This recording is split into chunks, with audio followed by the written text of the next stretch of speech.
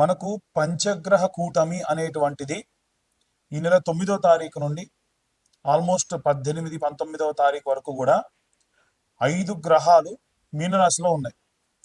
అందులో ముఖ్యంగా సూర్యుడు, అలాగే శని, రాహువు, శుక్రుడు, బుధుడు, ఈ గ్రహాలు మీనరాశిలో ఉన్నాయి.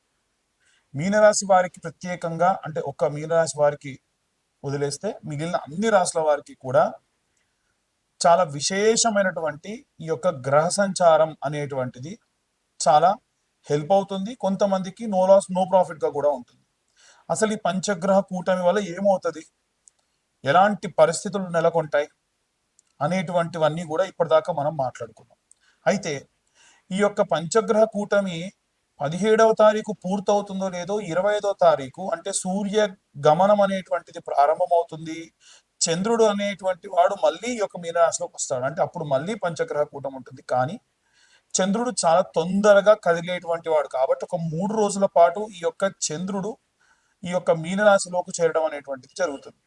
వాస్తవంగా మీనరాశిలోకి సూర్యుడున్నా, చంద్రుడున్నా, శుక్రుడున్నా, శని ఉన్నా ఎటువంటి నష్టం అనేటువంటిది ఉండదు. కేవలం ఇక్కడ పాపగ్రహ సంచారంలో భాగంగా శని గాని రాహు గాని ఉంటేనే ప్రాబ్లం. ఈ శని గాని రాహు గాని ఎవరైతే ఉన్నారో వారంతా కూడా మూవ్ అయిపోతున్నారు కాబట్టి అంతగా ఏమీ ఇబ్బంది లేదు. అయితే ఏమేం చేయాలి, అన్ని రాసుల వాళ్ళు ఎలాంటి రెమెడీస్ చేయాలి, ఎలాంటి మంత్రపఠనం చేసుకుంటే మంచిది అని అడుగుతూ ఉన్నారు. అందరికీ చెప్పేటువంటిది, కామన్గా చెప్పేటువంటిది ఒకటే ఏమిటంటే నవగ్రహ ప్రదక్షిణ. అందరు నవగ్రహాల గుడికి వెళ్తే 3 చేద్దామా, 4 చేద్దామా, 5 చేద్దామా, 10 చేద్దామా, 11 చేద్దామా అంటారు. అలా కాదండి. నవగ్రహ ప్రదక్షిణాలు చేస్తే 21 ప్రదక్షిణాలు చేయాలి. 21 ప్రదక్షిణాలు సవ్య దిశలో, ఒక 6 ప్రదక్షిణాలు అపసవ్య దిశలో చేయాలి. ఎందుకంటే ప్రతి గ్రహానికి 3 సార్లు ప్రదక్షిణ చేసినట్టు. అప్పుడు ఎన్ని ఉన్నాయి? 9 గ్రహాలు ఇంటూ 3 అంటే 27. ఇప్పుడు 27 గ్రహాల్లో కూడా ఈ యొక్క 7 గ్రహాలకు మాత్రమే 3 ప్రదక్షిణాలు చొప్పున చేసి, రాహుకేతువులు ఎప్పుడు కూడా యాంటీ క్లాక్ వైజ్ డైరెక్షన్ లో తిరుగుతూ ఉంటారు. పాపగ్రహ సంచారం కదా, వాళ్ళు ఎప్పుడు రివర్స్ అనమాట. అంటే ముందు నుంచి కాకుండా వెనక నుంచి రావడము, ఏదైనా సరే కుడి చేత్తో కాకుండా ఎడమ చేత్తో చేయడం, ఇలాంటివి చేస్తూ ఉంటారు. కాబట్టి వీరికి మనం ప్రదక్షిణ కూడా అపసవ్య దిశలో చేయాలి. దీని వలన జాతక రీత్యా మనకు రాహుకేతువుల మధ్యలో వేరే ఏ గ్రహాలైన బంధనమై ఉన్నా, ఒకవేళ ఏ గ్రహాలైనా పాపగ్రహంతో కలిసి ఉన్నా, ఎటువంటి గ్రహాలైనా సరే ఈ యొక్క పాపగ్రహాలతో బంధనమై ఉండి కూడా మనకు నెగిటివ్ రిజల్ట్స్ ఇచ్చేటువంటి ఉంటే కూడా ఈ ప్రదక్షిణాలు చేయడం అనేటువంటిది కాస్త శక్తినిస్తుంది. చిన్నపిల్లల దగ్గర నుండి వృద్ధుల వరకు, అంటే చదువుకునే విద్యార్థులు కానీ, గృహిణులు కానీ, ఉద్యోగస్తులు కానీ, వ్యాపారస్తులు కానీ, విడివిడిగా ఏం లేదండి. అందరికీ కామన్గా ఒకే ఒక్క విషయం ఏమిటంటే ఆదివారం నాడు పిరికెడు గోధుమలు, ఒక తమలపాకు కానీ ఏదన్నా ఆకు డొప్పలో వేసి దానిపైన ₹1 బిల్ల నిలబెట్టి సూర్యగ్రహానికి నివేదన చేయండి. అదే గనక సూర్యగ్రహం నవగ్రహాల మధ్యలో ఉంటుంది. అదే మీరు చంద్రుడికి చేయాలంటే సోమవారం నాడు పిరికెడు బియ్యం తీసుకెళ్లి ఒక ఆకుడొప్పలో వేసి, లేదా ఒడ్లుంటే ఒడ్లు తీసుకెళ్లి ఆకుడొప్పలో వేసి చంద్రుడి దగ్గర పెట్టి ₹1 బిల్ల దాంట్లో నిలబెట్టండి.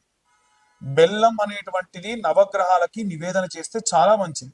ప్రతి ఒక్క గ్రహం దగ్గర ఇంత బెల్లం ముక్క పెట్టండి. ఇంతకు మించి మీరు నవగ్రహాలకు చేసేది ఏమీ లేదు. విగ్రహాలు అధికంగా తాకకుండా ఉంటే మంచిది. అలాగే కుజగ్రహం దగ్గరికి వెళ్తే కందులు కానీ, కందిపప్పు కానీ ఆకుడొప్పలో వేసి ₹1 బిల్ల పెట్టి ఒక బెల్లం ముక్క పెట్టి నివేదన చేయండి, చూపించండి, అంతే సరిపోతుంది. అలాగే బుధగ్రహానికి పూజ చేసినప్పుడు పెసర్లు, పిరికెడు పెసర్లు తీసుకొని ఆకుడొప్పలో లేదా తమలపాకులో వేసి ₹1 బిల్ల వేసి బుధగ్రహం ముందు పెట్టండి. అలాగే శనగలు తీసుకొని వెళ్ళి గురుగ్రహం ముందు పెట్టండి. అలాగే ₹1 బిల్ల, బెల్లం కామన్ అన్నిటికీ కూడా. శుక్రగ్రహం దగ్గరికి వెళ్తే బొబ్బెర్లు లేదా అల్చందలు అంటారండి. ఈ బొబ్బెర్లు తీసుకొని వెళ్ళి పిరికెడు బొబ్బెర్లు వేసి దాంట్లో ₹1 బిల్ల వేసి పెట్టండి. శని గ్రహం దగ్గరికి వెళ్ళినప్పుడు మాత్రం విగ్రహాన్ని ఎట్టి పరిస్థితుల్లో ఆడవాళ్ళు తాకొద్దు, మగవాళ్ళు కూడా తాకుండా ఉంటే మంచిది. పిరికెడు నువ్వులు, దాంతోపాటు ₹1 బిల్ల, ఆ ₹1 బిల్ల కూడా వీలైతే స్టీల్, అంటే ₹1, ₹2 లాంటివి అయితేనే బెస్ట్. ₹5 పెట్టకండి. పెట్టి దాంట్లో బెల్లం ముక్క పెట్టి ఇంతంత నువ్వుల నూనె శనేశ్వరుడి పై నుంచి పోయండి. ఆవ నూనె పోసినా మంచిదే. నల్ల రంగు ధాన్యం నుండి వచ్చినటువంటిది ఏ నూనె పోసినా శనికి చాలా ఇష్టం. ఇక రాహుకైతే మినపపప్పు లేదా మినుములు వేసి ₹1 బిల్ల వేసి ఇంతంత ఆ యొక్క బెల్లం ముద్ద పెట్టేసి నమస్కరించుకోండి. అలాగే కేతువుకైతే ఉలవలు, నల్ల రంగులో ఉండేటువంటి ఉలవలు ఉంటాయి కదా, ఈ ఉలవలు ఓ పిరికెడు ఆకుడొప్పలో వేసి లేదా తమలపాకులో వేసి ₹1 బిల్ల దాంట్లో పెట్టేసి ఇంత బెల్లం నైవేద్యంగా పెట్టండి చాలు. ఈ షష్టగ్రహ కూటములు, పంచగ్రహ కూటములు, జాతకరీత్యా ఉన్న దోషములు ఇవన్నీ పోవడానికి ఒక్క వారం పాటు మనకు సోమవారం నుండి ప్రారంభిస్తే మళ్ళీ లేదా ఆదివారం నాడు ప్రారంభిస్తే ఈ యొక్క శనివారం వరకు ఈ రెమెడీస్ చేసుకుంటే సరిపోతుంది. ఇప్పుడు మీ అందరికీ డౌట్ వస్తుంది, ఏమిటంటే ఉన్న గ్రహాలు 9 అండి, మీరు చెప్పిందేమో వారం రోజులు ఎలా చేయాలి? మంగళవారం నాడు రాహుకేతువులకు చేసేయచ్చు, కుజుడితో పాటు రాహుకేతువులకు చేయొచ్చు. లేదు ఆదివారం నాడే సూర్యుడితో పాటు రాహుకేతువులకు కూడా చేయొచ్చు, ఎటువంటి దోషం లేదు. ఇక అందరూ మంత్ర పఠనం చేయాలి అనంటే ఏం చేయాలి అనంటే, ఓం ఆదిత్యాయ చ సోమాయ మంగళాయ బుధాయ చ గురు శుక్ర శనిభ్యశ్చ రాహవే కేతవే నమః అనే మంత్రం చదువుతూ ప్రదక్షిణాలు చేయాలి. మీరు ఏ రోజు నవగ్రహ దేవాలయానికి వెళ్ళినా నేను చెప్పిన విధంగా. ఇంకొకటి, దేవాలయం మూసే సమయానికి వెళ్ళకండి. ఉదయాన్నే వీలైతే 7-8 గంటల వరకు దేవాలయానికి వెళ్ళే ప్రయత్నం చేయండి. లేదా గృహిణులు ఉంటారు పాపం, ఇంట్లో అందరికి వంటలు చేసి పంపించాలి కాబట్టి 9-9:30 ప్రాంతంలో వెళ్ళండి. దాని వలన కాస్త ప్రశాంతంగా ఉంటారు. ఇక చాలా మంది మీ యొక్క పేర్ల గురించి అడుగుతున్నప్పుడు మీ పేర్లు చెప్పి వాటికి సంబంధించి జాతకం చెప్పమంటున్నారు. పేరు బలం మీద జాతకము 100% ఎవరు చెప్పరు. అలా చెబుతానని చెబితే నమ్మొద్దు. నేను చెప్తానని చెప్పినా నమ్మకండి అనే చెప్పే గతంలో, ఇప్పుడు చెప్తున్నా. మళ్ళీ మళ్ళీ చాలా మంది ఫోన్స్ చేసి మీ యొక్క పేరు బలంతో జాతకం చెప్పమంటున్నారు. దయచేసి మీ date of birth, time, place ఉంటే మీ జాతకం గురించి కాస్త డబ్బు ఖర్చు పెట్టి పూర్తి జాతకం తెలుసుకోండి. ఒక ₹2025 మొత్తం ఈ యొక్క జీవిత కాలానికి సంబంధించిన జాతకం 60 పేజీల్లో మీకు అందిస్తున్నా ఈ 2025 సంవత్సరంలో. అంతకు మించి కూడా మీరు ఖర్చు పెట్టాల్సిన అవసరం లేదు. రెమెడీస్, దానికి తగ్గ రెమెడీస్ మీకు పంపించడము, చెప్పడం కూడా జరుగుతుంది. ఎట్టి పరిస్థితుల్లో వీటికి ఇంతకు మించి ఇంకేం కూడా చేసేటువంటి అవసరం లేదు. అందరూ కూడా జాగ్రత్తగా ఉండండి. మన వాతావరణము కూడా ఈసారి చాలా విపరీతంగా ఉంది. ఎండలు బాగా ఉన్నాయి. ఎండాకాలంలో వర్షాలు అప్పుడప్పుడు అధికంగా పడతా ఉంటాయి. చాలా జాగ్రత్తగా ఉండండి. ఆరోగ్యం పట్ల ముఖ్యంగా పిల్లలు 12 సంవత్సరాల లోపు బాల్యంలో ఉన్న పిల్లలందరూ కూడా ఆరోగ్యం జాగ్రత్తగా చూసుకోండి. సర్వే జనా సుఖినో భవంతు. స్వస్తి. శ్రీమాత్రే నమః. శ్రీ గురుభ్యో నమః. తదుపరి మకర రాశి. ఏప్రిల్ 9వ తారీఖు నుండి ప్రారంభమై మే మొదటి వారం వరకు కూడా పంచగ్రహ కూటమి అనేటువంటి 2 సార్లు సంభవిస్తూ ఉంది. ఈ యొక్క 19వ తారీఖు 20వ తారీఖు వరకు కూడా సూర్యుడు కలిగినటువంటి సూర్యగ్రహ సంచారం కలిగినటువంటి పంచగ్రహ కూటమి అయితే, ఇదే నెలలో ఆఖరణ అంటే 25వ తారీఖు నుండి చూసుకుంటే చంద్రగ్రహ సంచార పూరితమైనటువంటి పంచగ్రహ కూటమి ఉంది.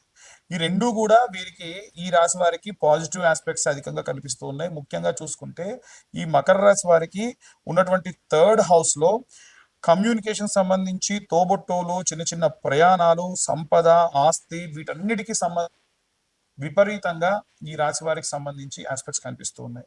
ముఖ్యంగా ఈ మకర రాశి వారికి సంబంధించి ఎప్పుడైతే వీరు ఎదురు చూస్తూ ఉన్నారు, ఏదైనా పని కోసం ఎదురు చూస్తూ ఉన్నారో, విద్యార్థులు కానీ, గృహిణులు కానీ, అలాగే సినీ రాజకీయ రంగాల వారు కానీ, చేతి వృత్తులు, కుల వృత్తులు ఎవరైతే ఉన్నారో వీరందరూ కూడా చూసుకుంటే సూర్యుడు శని ఎప్పుడు కూడా కలిసి ఉండకూడదు. సూర్యగ్రహ గమనం అనేటువంటిది ప్రారంభమైనటువంటి 9వ తారీఖు నుండి 18-20వ తారీఖు వరకు ఏదైతే ఉందో, ఆ సూర్యగ్రహ గమనం అనేటువంటిది జరిగిన తర్వాతకి వీరు దేని గురించి అయితే ఎదురు చూస్తూ ఉన్నారో, అది వివాహం కానీ, సంతానం కానీ, పెళ్లిళ్ళు కానీ, లేకుంటే ఏదన్నా జాబ్ పర్పస్ లో కానీ, ఏదైనా పెద్ద పెద్ద ప్రాజెక్ట్స్ తీసుకోవడానికి కానీ, అన్నిటికీ సంబంధించి ఈ పరంగా చాలా అద్భుతంగా ఆ తర్వాత కాలంలో ఉంటుంది. ఆ లోపు మాత్రం ఉండదు.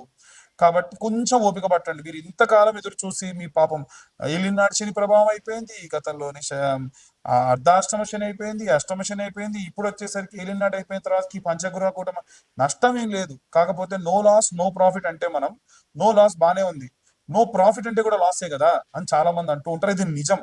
కాబట్టి వీలైనంత వరకు కూడా జాగ్రత్తగా ఉండండి, ఎదురు చూడండి, కొంచెం ఓపిక పట్టండి, అంత అద్భుతం జరుగుతుంది.